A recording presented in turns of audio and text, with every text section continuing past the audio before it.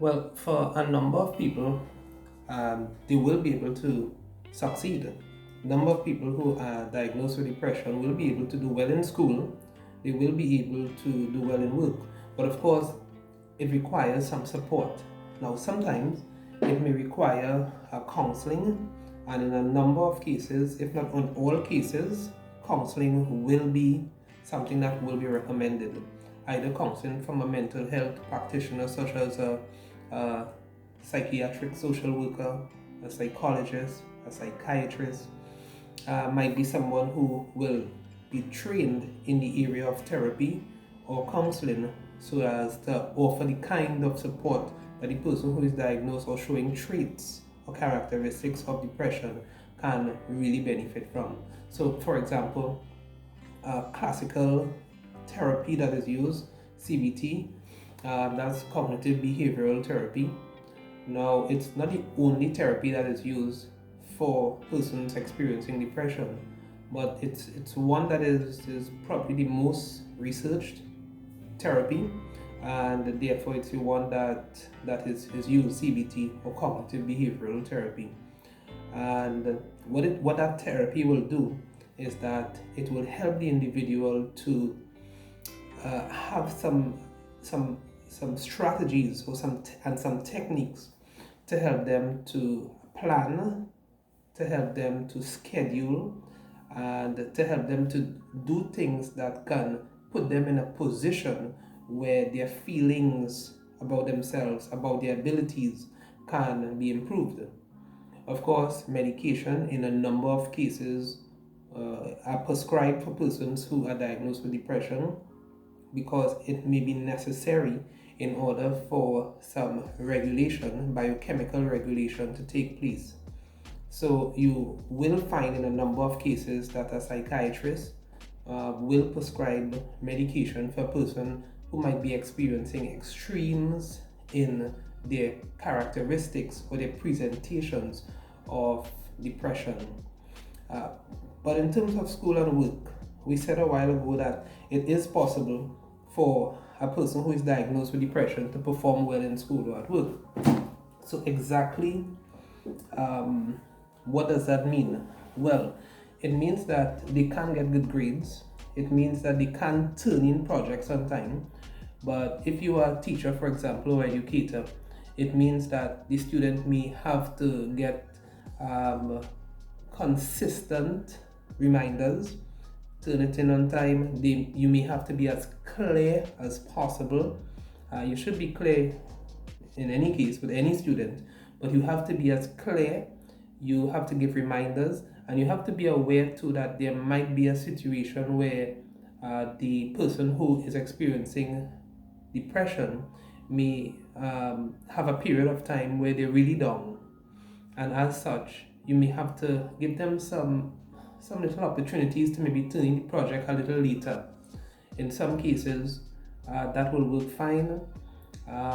In some cases, too, you may have to modify the project, especially if the person is not able to complete the task and may not be able to do so for a few days or a few weeks. So it means that you may have to modify the task for them. But they can perform well with their counseling, with their medication, and with teaching strategies that you can employ in order to help the student who is experiencing depression. They can achieve and do quite well. Even in their socializing, you may observe that sometimes if they're going through an episode in school, that they may not be overly socializing with other students. So at that time, you just have to, if you have a guidance officer or you have a counselor in school, to be prepared to have that student probably have some sessions, or just create the avenue where the student could always come in and have a discussion with this trained mental health person who might be on the school compound, or any teacher, matter of fact. Once you notice that a student may be more or less isolating themselves, so you may not know the diagnosis, but the student is isolating themselves more. Probably you see marks or cuts or scrapes on their hands, and it doesn't look as though it was an accident that they fell down and they got a cut or a scrape, but it might be as a result of self-harming. Those are some of the things that you want to be alert to.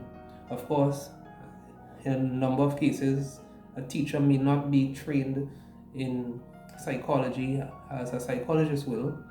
However, it is necessary to pay close attention to that student. That the student is isolating, they're alone, they're probably writing notes and leaving it on their desk, and the notes are very dark and airy. Or it might be very poetry that talks about ending their lives. Now, of course, it doesn't mean that in every situation a child who writes a piece of poetry about something sad means that they are depressed. But it is important to pay close attention to a student who, especially if the student is known to be experiencing symptoms related to depression, to pay close attention to that individual. In the workplace, for example, it's also important as an employer and even as a colleague. You might be aware that one of your colleagues or your employees may be experiencing some challenges in their life. It may be just extreme stress, maybe they lost a loved one to death, or maybe they're going through a divorce, or probably they have some financial downturn. And short term, it might be that they're experiencing some stress. If you have a employee assistance program, it might be advantageous for that person to do some sessions, or just be empathetic, be the kind of person that will be understanding of what the person is going through, might go a long way. However, if the person is in a situation where you either know that they have a diagnosis of depression, or there are some traits that we spoke about a while ago, traits such as lack of concentration. They talk about not sleeping at night. Their eyes are blood soaked when they come to work. They feel that people are against them. They can't do anything right. They have suicidal thoughts, and they may make mention of it probably to another colleague in the past. If you're aware of these things, one, it might be advantageous that you have a frank conversation with the person. Let them know that you care, you're concerned, but you don't want to pry too much. You want to probably get a phone contact of a psychologist or a psychiatrist that the person could talk to, and let them know that, quite frankly, you just want them to get the help.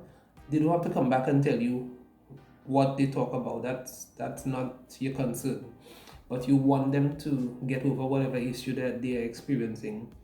Because at the end of it, if an employee is not performing well in the job, it won't go too well, right? They're not performing.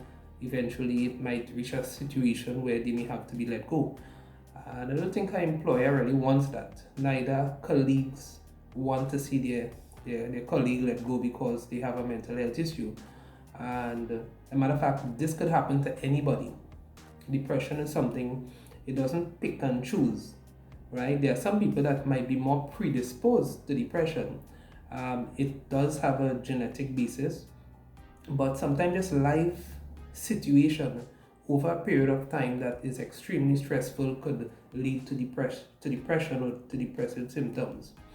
So just be mindful. The person is in work, they're not turning in reports on time. Maybe you find them crying a few times. Just be mindful of that.